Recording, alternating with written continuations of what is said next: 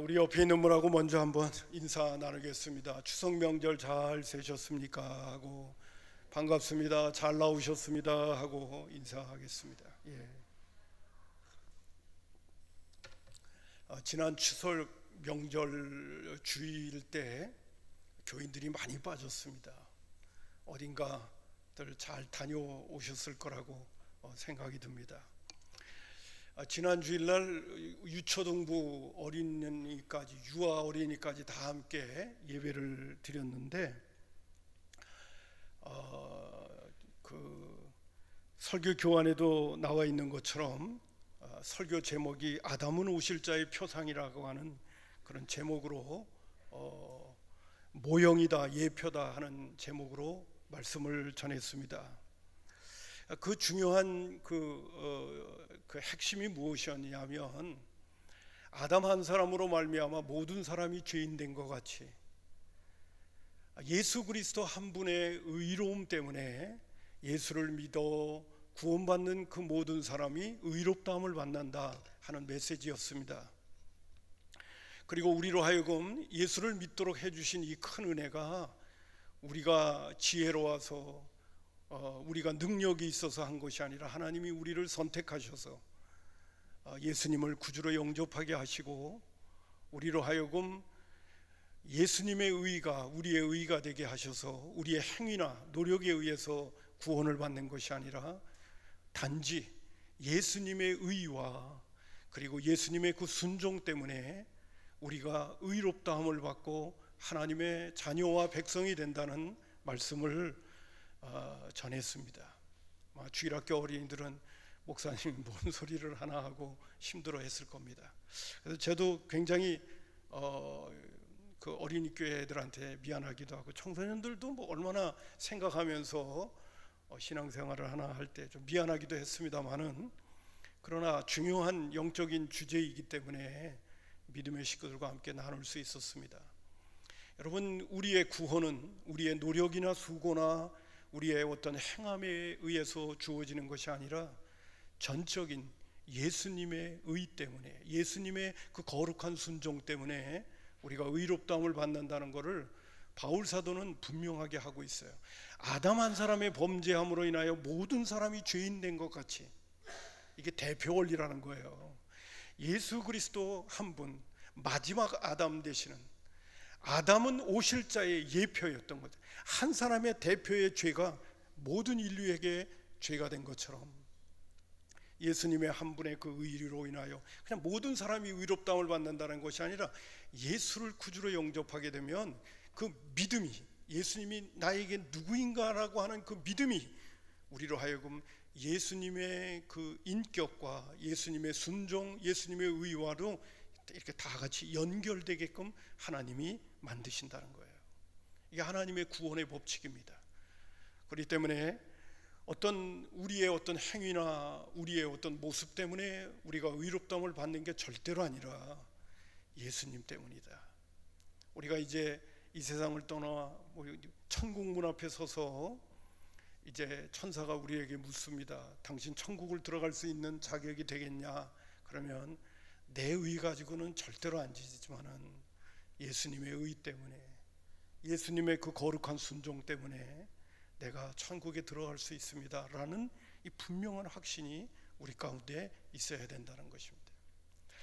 우리 한국 교회가 이 부분에 대해서 많은 그 메시지를 전했기 때문에 구원의 확신에 대한 부분들은 우리가 어느 정도 아는 것 같아요. 근데 문제는 뭐냐 하면 예수 믿은 다음에 우리가 천국 가는 영원한 하늘나라 가는 그날까지 우리가 어떻게 살아가야 하느냐 하는 문제가 이거 굉장히 중요한 문제인데 이 부분이 굉장히 소홀해지기도 하고 뿐만 아니라 오늘 우리가 이 부분을 우리가 간과하고 너무 쉽게 넘어간 부분이 아니겠나 하는 그런 생각을 다시 한번 가져보는 것입니다. 하나님이 하시는 일을 생각하게 될 때 제가 로마서 5장 18절 19절에 있는 말씀을 먼저 한번 찾고 그 다음에 오늘 말씀을 전하겠습니다. 한번 로마서 5장 18절 19절을 한번 잘 보이시나요? 앞에 있는 거 한번 천천히 한번 읽어보겠습니다. 정리 차원에서 시작. 한 범죄로 많은 사람이 정죄에 이른 것 같이 한 의로운 행위로 말미암아 많은 사람이 의롭다 하심을 받아 생명에 이르렀느니라. 한 사람이 순종하지 아니함으로 많은 사람이 죄인 된 것 같이 한 사람이 순종하심으로 많은 사람이 의인이 되리라. 앞에 나오는 한 범죄 아담이고요, 뒤에 나오는 한 의로움 예수 그리스도고요, 앞에 나오는 한 사람 아담이고요, 그 다음에 뒤에 나오는 한 사람은 예수 그리스도를 얘기하는 거예요. 자, 이래서 우리가 값없이 의롭다함도 받고 우리에게 입장에서는, 그리고 우리가 영원한 하늘나라 들어가는 그런 부분에 있어도 우리가 의가 아니라 예수님의 의 때문이라는 이 분명한 사실이 우리 가운데 있습니다. 자, 그런데 우리가 예수 믿으면 성령님이 우리 가운데 오시게 되어지는데, 성령님이 우리 가운데 오시게 되어지면 성령님은 우리로 하여금 하나님의 자녀요 백성이 되어졌기 때문에 하나님의 백성과 자녀답게 살기를 간절히 바라시면서 우리 안에서 역사하시기 시작해요.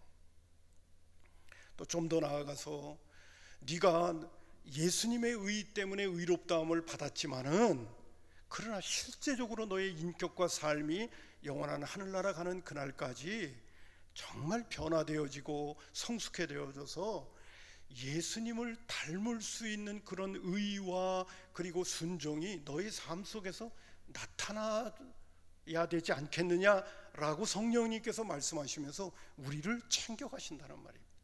우리를 챙겨가시는 이 일에 대해서 우리가 민감한 사람들이 돼야 된다는 거예요. 어떤 면에서 우리가 성경을 들여다보면요, 우리의 삶의 목표가 지금 제가 여러분한테 드리는 여기에 있는 거예요. 우리는 우리의 육신을 입고 이 땅에 살면서 정말 먹고 사는 일이 중요하고 우리의 경제적인 생활이 너무 중요하기 때문에 육신을 입고 있는 동안에 이 부분에 우리의 온 혼신을 다 쏟을 수밖에 없는 현실 속에 우리에게 있지만은, 그러나 그것이 우리의 삶의 모든 게 아니란 말이죠. 그래도 우리가 예배당에 나와서, 제가 오늘도 이 말씀을 준비하면서 일주일 동안 그냥 세상에서 경제 생활하면서 바쁘고 분주하고 피곤하게 그냥 직장 생활하며 돈 벌며 이렇게 그냥 살아가고 있는 삶의 현장 속에 있다가 교회에 와서 성경 말씀을 들여다보면 얼마나 한편으로 괜찮은 사람도 있지만 늘 큐티하고 말씀으로 묵상하고 자신을 돌아보며 내가 하나님께, 성령님께서 나를 어떻게 살기를 바라시는가, 이런 부분을 챙기면서 가는 분들은 또 오늘 이 말씀을 들으면 또 귀가 이렇게 또 솔깃해서 그렇지 이렇게 들을 수 있는데, 한 주간 동안 세상에서 경제생활과 먹고 사는 문제 때문에 그냥 거기에 집착해서 살다가 온 분에게 이 메시지를 전하면 목사님 좀 뭔 소리 하시는가, 이런 생각이 들 가능성이 많을 것 같아요. 그럼에도 불구하고 이 말씀을 전하는 이유는 뭐냐면, 죄송한 표현이 늘 쓰고 있지만 이 세상은 지나가는 거거든요. 우리는 육신을 입고 지금 당장 사는 문제가 심각하니까 여기에 막 집중하고 있지만은 결국은 이 삶은 지나가는 거거든요.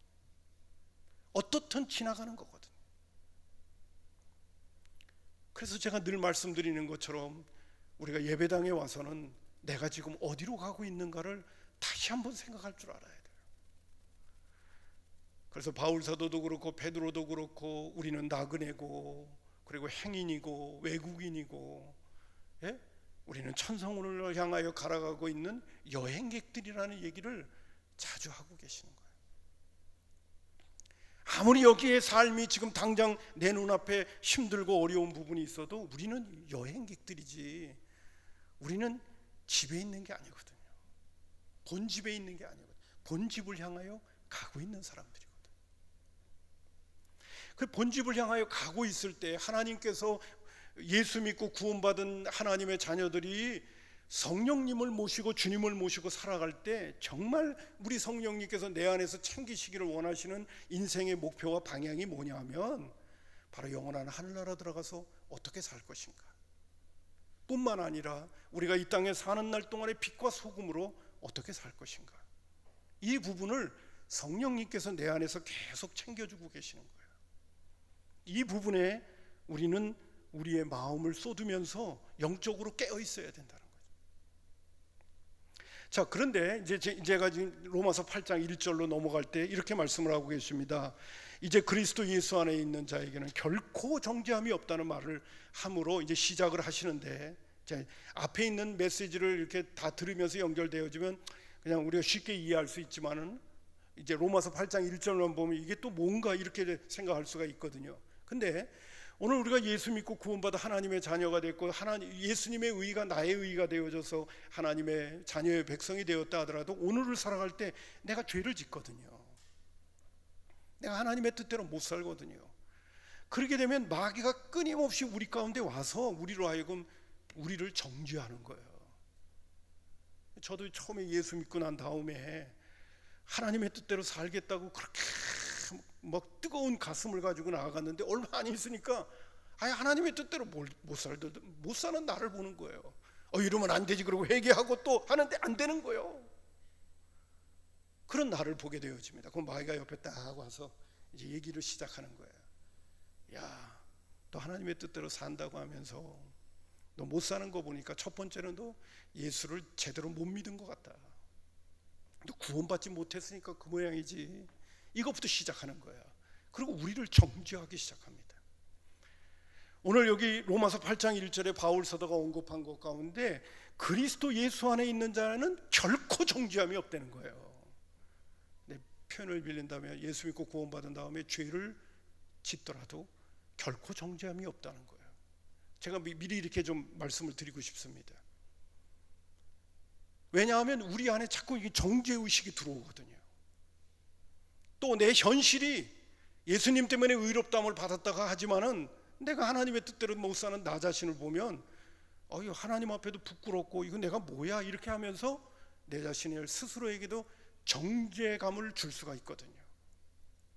그럴 때 오늘 바울 사도는 그리스도 예수 안에 있는 자에게는 결코 정죄함이 없다는 말씀을, 그것도 결코. 그러면 먼저 여러분요, 그리스도 예수 안에 있는 자는 누굽니까? 그러니까 예수 믿고 구원받은 사람들이거든요.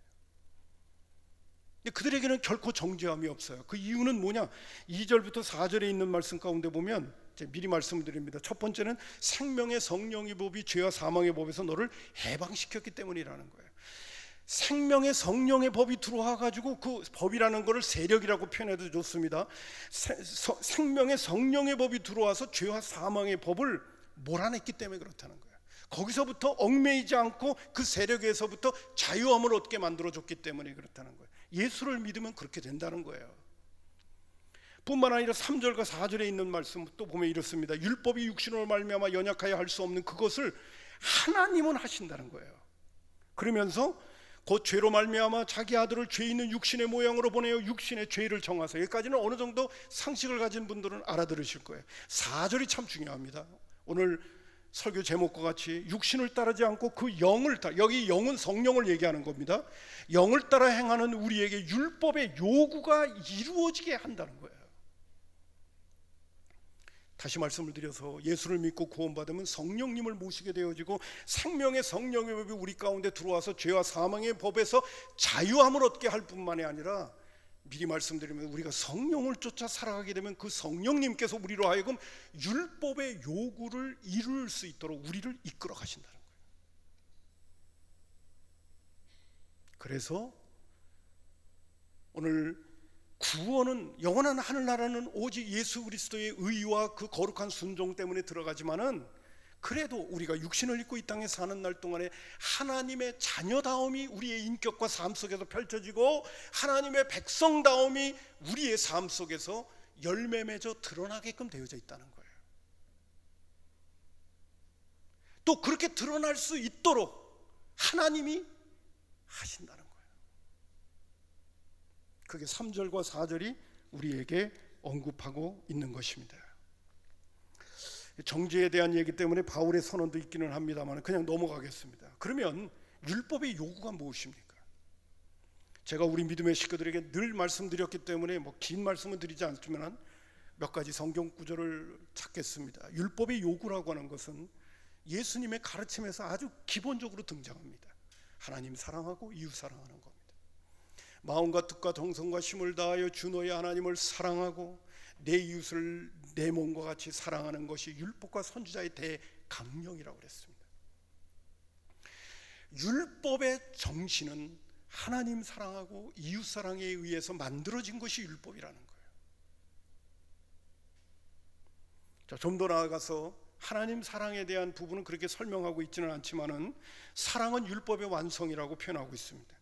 바울 사도는 로마서 13장 8절에 피차 사랑의 빚 외에는 아무에게든지 아무 빚도 짓지 말라. 남을 사랑하는 자는 율법을 다 이루었다고 그랬습니다. 로마서 13장 10절에 사랑은 이웃에게 악을 행하지 아니하나니 그러므로 사랑은 율법의 완성이라고 그랬습니다. 영을 쫓아 행하는 우리에게 율법의 요구를 이룬다고 하는 말씀이 바로 뭐냐? 율법의 요구는 뭐냐?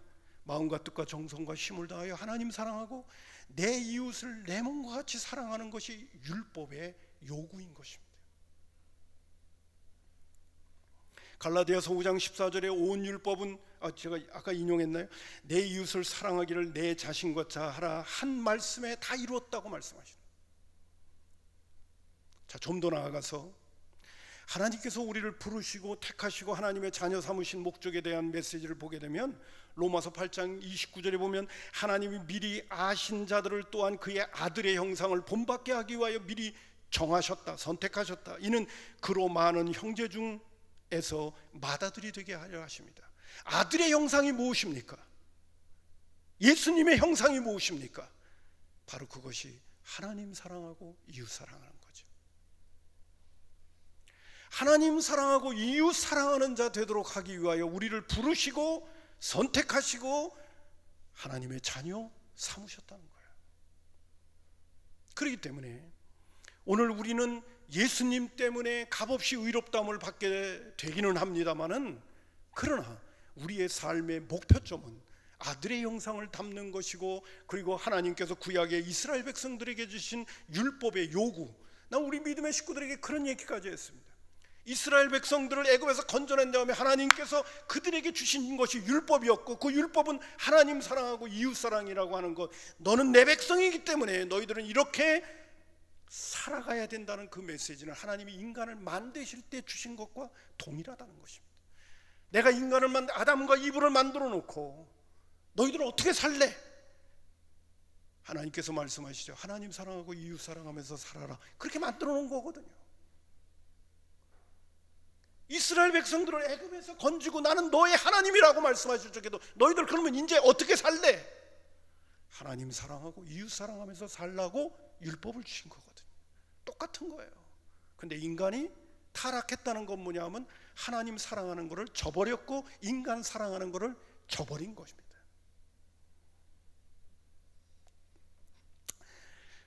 제가 옛날 생각이나 이 말씀을 준비하는데, 제가 아마 은혜 받고 중학교쯤 됐을 땐 얘기인가 했대요. 어느 권사님이요, 그 기도원에 가서 기도를 하시면서 하나님 사랑의 은사가 가장 크다고 그래서 사랑의 은사를 달라고 하나님 앞에 그렇게 기도를 했대요. 금식하면서. 그러고서 이제 기도원에서 내려오는데 어떤 이렇게 몸을 잘 쓰지 못하는 노인이 이렇게 보이더래요. 너무 불쌍해 보이더래요. 그래 그분을 이렇게 모셔다가 이렇게 돌볼 수 있는 기회가 있는데, 그분이 어떻게 된 게 똥오줌도 제대로 못 가리는 거야. 그래서 똥오줌을 같은 것도 이렇게 가리고 하는 일까지 하면서 하나님께서 자기에게 사랑의 은사를 주신 것을 알게 됐다는 거예요. 그 얘기를 옆에서 이렇게 듣는데 제 마음속에 무슨 생각이 들었는지 아십니까? 나도 사랑의 은사를 받아야지. 그게 아니라 나는 절대로 하나님 앞에 사랑 달라고 기도하지 말아야 되겠다는 생각이 들더라고요. 그 어린 마음에. 지금도 기억해요. 아니 그렇다면 그렇게 귀한 사랑의 은사를 받아서 그렇게 다른 사람을 섬긴다면 나도 그렇게 해서 살아야 되겠네, 이런 마음이 드는 게 아니라 뒤집어져 갖고 나는 절대로 사랑의 은사를 달라고 하나님 앞에 기도하지 말아야 되겠다는 거예요. 왜? 내가 왜 그런 일을 해야 돼? 이런 생각이 들더래. 그때부터 정말 오랜 세월 동안 사랑의 은사는 나는 감당이 안 돼, 이런 생각을 가지고 절대로 기도하지 않았습니다. 나중에 알고 보니까요, 하나님이 나를 부르시고 구원하신 목적이 사랑에 있는 거예요. 여러분, 제가 지금 여러분에게 이 말씀을 드리는 이유가 뭔지 아십니까? 오늘 우리의 신앙은 하나님이 우선이 돼야 되는데 예수도 내가 우선이 되기 때문에 우리의 신앙은 변질되는 거예요. 신앙생활을 오래 했는데도 내가 주인인 사람은 절대로 신앙이 자라지도 않고 신앙이 변질돼 버리는 거예요. 여러분, 생각을 해보세요. 사랑의 은사라고 하는 귀중한 그 소중한 은사의 얘기를 들었는데 왜 나는 그런 생각을 가질까요? 철저히 이기주의적이고 자기중심적인 사람은 하나님의 그 거룩한 뜻과 그 거룩한 역사를 무시하는 거예요. 그게 바로 나예요. 그게 우리예요. 그래서 소중한 하나님의 말씀인 거룩한 성경 말씀을 대해도 나를 십자가에 못 박고 나를 내려놓고 내가 살아가는 이유와 목적이 하나님이 먼저 중심이 되지 않으면 성경도 보이지 않는 거예요. 하나님의 거룩한 뜻도 나에게 다가오지 않는 거예요. 그게 바로 우리의 모습이에요. 제가 어떤 면에서 우리 교회 교인들하고 끊임없이 지금 싸우고 있는 이유가 바로 여기 있는 거예요. 지금 신앙생활을 수년 수십 년을 했는데도 정말 하나님이 원하시는 게 뭐냐, 거기에 관심이 없는 거예요. 내 관심에만 있는 거예요. 내 관심. 하나님도 내가 지금 필요한 거에만 관심이 있는 거예요. 내가 원하는 것, 내가 편안한 것, 내가 좋은 것, 거기에만 관심이 있는 거예요. 하나님이 정말 나에게 원하시는 게 뭔가는 관심이 없어요. 왜 나를 예수 믿게 했느냐에 대해서는 관심이 없어. 왜 나를 선택하시고 부르시고 하나님의 자녀 삼으셨는가에 대한 부분엔 별 관심이 없어요. 예수를 믿었다 하더라도 철저히 이기주의적인 신앙생활을 하니까. 오늘 제가 이 말씀을 이렇게 준비하면서도 그런 생각이 드는 거예요. 야, 나도 참 오랜 세월 동안 하나님의 말씀을 듣고 하나님의 말씀을 공부하고 하나님의 말씀을 연구하고 하나님의 사람으로 산다고 하면서도 왜 그렇게 하나님의 마음을, 왜 하나님의 뜻을, 또 하나님이 원하시는 그 중요한 우선순위를 왜 나는 그렇게 인정하지 못했을까? 그런 생각을 가져볼 때 그것이 바로 신앙생활이 하나님 중심이 아니라 나 중심이었기 때문에 그런 거죠.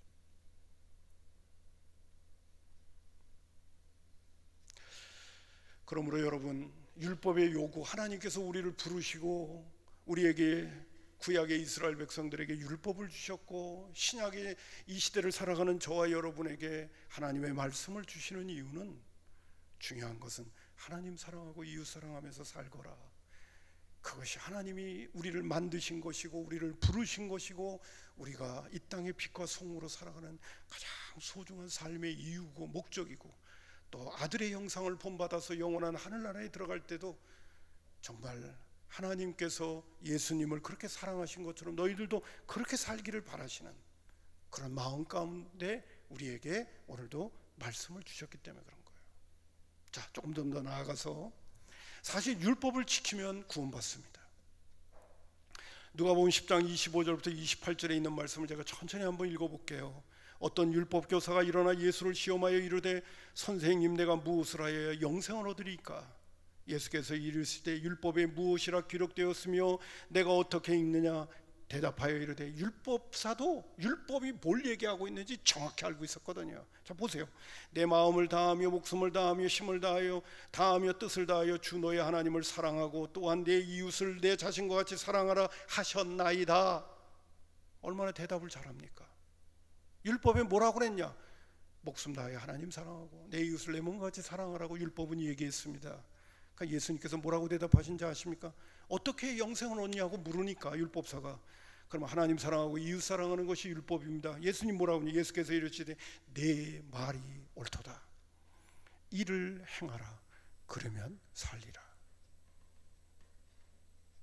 예수님 그렇게 영생 어떻게 얻죠? 하나님 사랑하고 이웃 사랑하면 그러면 구원받는 거야. 그러면 영생 얻는 거야. 그렇게 예수님 말씀하셨습니다. 로마서 10장 5절에 있는 말씀 가운데도 모세가 기록하되 율법으로 말미암은 의를 행하는 사람은 그 의로 살리라고 말씀하셨어요. 문제는 뭐냐? 율법을 못 지키는 데 문제가 있는 거죠. 우리의 모습, 구약 이스라엘 백성들에게서 나타났던 가장 기본적인 증상이 뭐냐? 율법을 못 지키는 거예요. 로마서 3장 10절에 기록된 바 의인은 없나니 하나도 없다고 바울 사도는 선언하고 있고요. 야고보서 2장 10절에 야고보 선생님은 우리에게 이렇게 말씀하십니다. 누구든지 온 율법을 지키다가 그 하나를 범하면 모두 범한 자가 된다는 거예요. 잘 순종하다가도 하나 삐끗하면 다 범한 것이 되어버린다는 거죠. 큰 죄, 작은 죄가 있는 게 아니라 하나만 삐끗하면 안 된다는 거죠. 자, 그런 의미에서 볼 때 우리가 율법으로 어떻게 구원을 받을 수 있겠습니까? 사실 우리는 영원한 하늘나라 들어갈 적에도 마음과 뜻과 정성과 힘을 다해 하나님 사랑하고 내 이웃을 내 몸같이 사랑하는 거 부지런히 열심히 하나님을 기쁘시게 해드리는 거고 다른 사람들을 유익하게 해드리는 거기 때문에 우리가 이렇게 살아가고 있기는 하지만 우리가 행하는 하나님 사랑, 이웃 사랑을 이 땅에서 아무리 성자처럼 한다고 해도 그 의 가지고는 천국에 못 들어가요. 우리는 그런 존재들이 아니기 때문에, 그렇기 때문에 천국에 들어갈 수 있는, 영원한 하늘나라 들어갈 수 있고 하나님의 아들이요 하나님의 백성으로서의 인침을 받는 그러한 자격은 우리의 의 가지고는 안 되는 겁니다. 오직 예수 그리스도의 의 가지고만 되는 거예요. 그러나 우리가 이 땅에 사는 날 동안에는 영원한 하늘나라 하나님의 백성이 되는 자격은 예수님의 의 때문이지만은, 그러나 우리가 이 땅에 사는 날 동안에는 예수님의 그 의의 수준을 향하여 부지런히 달려가야 되는 거죠. 그게 하나님께 영광을 돌리는 것이고 우리가 이 땅에 의미 있고 가치 있고 보람 있게 사는 것이고 우리를 통하여 하나님의 살아계심을 내 이웃에게 보여주는 거룩하고 복되고 또 주님 앞에 서는 그날 착하고 충성된 종이라고 하는 주님의 칭찬을 받을 수 있는 그러한 축복의 그릇을 만드는 것이고 나에게는 기쁨이 되는 것입니다. 이 세상에 있는 거 아무리 잘해도 거기에는 진정한 만족과 기쁨이 없어요. 주님이 살라고 하시는 대로 살아야 거기에 진정한 만족이 있고 기쁨이 있는 거예요. 아멘입니다. 그렇기 때문에 우리가 한 주간 동안도 세상에 바쁘게 살면서도 우리는 하나님이 우리를 부르신 목적을 잊어버리지 않고 그때그때마다 나 자신을 돌아보고 내가 오늘 먹고 사는 이유가 무엇인가? 내가 왜 돈을 버는가? 내가 오늘 이 일을 왜 해야 되는가? 할 때마다 항상 내가 하나님을 사랑하고 있는가? 내 이웃을 내 몸과 같이 사랑하고 있는가? 그 부분을 점검하면서 오늘도 살아가는 거죠. 그리고 예전보다 지금보다 내일이 더 하나님이 기뻐하시는 사랑의 사람으로 살아가도록 성령님이 인도하시고 우리도 그렇게 살아가야 되겠죠. 제가 2주 전에 아브라함의 믿음에 대한 얘기했잖아요. 아브라함의 믿음은 과거의 믿음을 하나님 평가하시지 않습니다. 최후의 순간의 것을 평가하시는 거예요. 여러분, 우리가 주님 앞에 서는 그날이 될 때는요, 가장 내 인생의 최고의 아름다운 믿음의 모습을 주님 앞에 보여드리고 가는 거예요. 그때 하나님은 그것을 평가하시는 거예요. 그것을 가지고 우리에게 상을 주시는 거예요. 그때까지는 우리가 꾸준히 건강하게 하나님이 원하시는 그 목표를 향하여 잘 자라가는 거예요. 낙심하지 말고 오늘 넘어졌으면 또 회개하고 내가 이런 부분이 나한테는 참 약하구나. 물질이 약한 사람, 명예가 약한 사람, 성적인 부분으로 약한 사람, 때로는 육신의 부분 때문에 약한 사람, 이런 부분을 난 이 부분이 참 약하네. 그 부분 항상 조심해야지. 이런 부분은 참 하나님 앞에 늘 깨어 기도하면서 나를 챙겨야지. 그러면서 하나님 사랑하고 이웃 사랑하면서 내가 가야지. 이러면서 우리의 신앙이 차츰차츰 성숙해가는 거예요. 자, 이제 오늘 말씀을 맺으려고 합니다. 자, 오늘 이렇게까지 설명을 드린 다음에요. 자, 그 다음에 율법의 요구를 이루는 부분을 바울 사도는 이렇게 설명을 해주고 있습니다. 여러분 8장 5절을 보세요. 육신을 따르는 자는 육신의 일을, 영을 따르는 자는 영의 일을 생각하나니 육신의 생각은 사망이요 영의 생각은 생명과 평안이니라.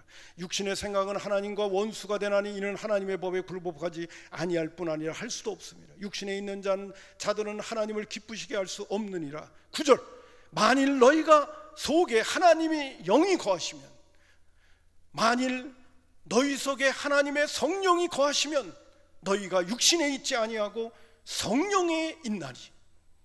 누구든지 그리스도의 영이 없으면 그리스도의 사람이 아니라는 이 말씀을 할 때, 여러분 우리가 예수님과의 인격적인 제대로의 만남과 예수님이 나에게 어떤 분인가를 내가 제대로 믿는 사람이면 성령님이 오시게끔 되어져 있고, 성령님이 성령을 선물로 주신다고 하셨기 때문에 그 성령님이 오시면 우리는 육신을 갖고 있기는 하지만은 그러나 영을 쫓아 살아가는 자로 우리의 추구점이 바뀌어버린다는 거예요. 그래서 예수를 믿는다고 하면서 성령님 모시지 못한 그 증상들이 막 너무 많이 나타나고 그런 분들은 내가 예수님을 제대로 믿었나 다시 점검해야 돼요. 예수님을 제대로 믿었다면 성령님이 오셔서 우리로 하여금 영적인 세계를 향하여, 영의 생각은 생명과 평안이라는 그 세계를 향하여 우리가 가게끔 만들어 주시거든요. 또 동시에 오늘 바울 사도가 육신을 따르는 자는 육신의 일을, 영을 따르는 자는 영의 일을 생각한다는 부분이 있는 거 보면, 성령님이 오셔서 우리가 영의 생각을 쫓아서 가게 될 때 항상 육신의 생각이 우리 가운데 있다는 것을 우리는 느끼지 않을 수 없는 거예요. 항상 이 두 갈등 속에서 우리는 살아갈 수밖에 없는 그러한 영적인 상태 속에 우리는 늘 놓여져 있다는 거예요. 그런데 성령님이 육신이 연약하여 할 수 없는 것, 그것을 하나님이 하시는 그 역사가 성령님이 내 안에 오셔서 그 일을 이루어 가시는 거예요. 할렐루야. 근데 중요한 부분이 이 포인트입니다. 제가 오늘 여러분에게 드리고 싶은 아주 중요한 포인트가 뭐냐 하면, 우리는 육신을 갖고 이 땅에 살고 있기 때문에 육신의 생각이 있고, 성령님을 모셨기 때문에 또 성령의 생각이 있어요. 근데 성령의 생명의 법이 죄와 사망의 법에서 우리를 해방시켰다고 하는 이 부분이 무엇을 얘기하냐면, 오늘도 우리가 끊임없이 나는 영에 속한 사람으로 살아가야 돼, 나는 하나님 사랑하고 이웃 사랑하는 것이 나의 삶의 가장 중요한 목표와 방향이야, 주님 나로 하여금 그 목표를 잃어버리지 않고 오늘도 은혜 안에서 성령이 충만하여 하나님의 뜻대로 살기를 바랍니다 라고 하는 그 마음을 가지고, 그 마음이 식어지지 않는 마음을 가지고 나의 심령을 챙기면서 부지런히 날마다 죽노라는 것을 고백하며 나를 채찍질하면서 오늘도 영을 쫓아서 살아가려고 하게 될 때마다 성령님이 나를 도와주신다는 거예요. 그것도 강하게 도와주신다는 거예요. 예전에는 죄와 사망의 법에, 예수 믿기 이전에는 죄와 사망의 법에 있을 적에는 영의 생각은 하지도 못했지만은 하려고 해도 절대로 안 돼요. 근데 이제는 그렇지 않아요. 내 마음을 성령님께 쏟고, 이제는 내 마음을, 인생을 살아가는 목표와 방향이 오늘도 육신의 삶에 있는 것이 아니라 영의 삶에 있다는 것을 늘 생각하면서 깨어서 기도하면서 성령 충만함을 구하면서 오늘도 달려나가게 되면 우리의 그 마음과 생각이 집중되어져서 주님을 간절히 사모하고 주님이 나를 부르신 목적에 대해서 늘 깨어서 주님을 은혜를 구하면 주님이 우리를 힘있게 도와주시는 역사가 나타나게 된다는 거예요. 그러니까 신앙이라고 하는 것이요, 뭐 자동적으로 다 이루어진다면 믿음의 식구들의 신앙이 다 똑같이 자라야 되는데, 어떤 사람은 빨리빨리 이렇게 신앙이 잘 자라는 사람이 있는가 하면 어떤 사람은 안 자라는 사람도 있는 게 뭔지 아십니까? 그런 내가 지금 생명의 성령의 법이 죄와 사망의 법에서 나를 해방시킨 그 자유의 생명의 자아를 내가 열심히 결단하지 않기 때문에 그래요. 제가 이렇게 표현해서 얼마나 되는가 모르겠어요. 자, 제가 성경 구절을 또 몇 가지 더 인용하겠습니다. 갈라디아서 5장 16절에 보면 내가 이르노니 너희는 성령을 따라 행하라. 성령을 따라 행하라고 할 때는 오늘 우리에게 의지의 결단을 요구하고 있는 거예요. 아니 뭐 내가 예수 믿고 구원받았으니까 성령님 내 안에 들어오셨으니까 뭐 시간이 지나면 뭐 자동으로 내가 딸려가겠지, 이게 아니라는 거니. 우리가 이제 해방되어진 사람이기 때문에 내가 무엇을 선택해야 되는가를 잘 알게 되어졌으니까 이제는 주님이 원하시는 것들을 계속 내 마음속에서부터 추구하는 거예요. 그리고 그렇게 살고 싶지 않는다면 살게 해달라고 하나님 앞에 기도하면서 주님이 나를 부르신 그 목적을 향하여 부지런히 달려가려고 내 마음을 채찍질해야 된다. 이제는 채찍질도 해야 한단 말이에요. 그러면 그쪽으로 가게끔 만들어 주신다는 거예요. 옛날에는 전혀 안 됐어요. 마치 쇠사슬에, 죄와 사망의 쇠사슬에 묶여 있어가지고 내 마음이 나 이렇게 살고 싶지 않아. 그래도 안 살 수가 없었어. 근데 지금은 안 그랬어. 나 그렇게 안 살 거야. 그러면 안 살 수 있단 말이에요. 성령님이 도와주셔서. 할렐루야. 갈라디아서 5장 25절에 만일 우리가 성령으로 살면 성령으로 행한다. 성령으로 산다는 게 뭡니까? 하나님 사랑하고 이웃 사랑하면서 사는 거예요. 성령 충만함이라는 건 뭐냐? 하나님 사랑하고 이웃 사랑하는 게 충만한 거예요.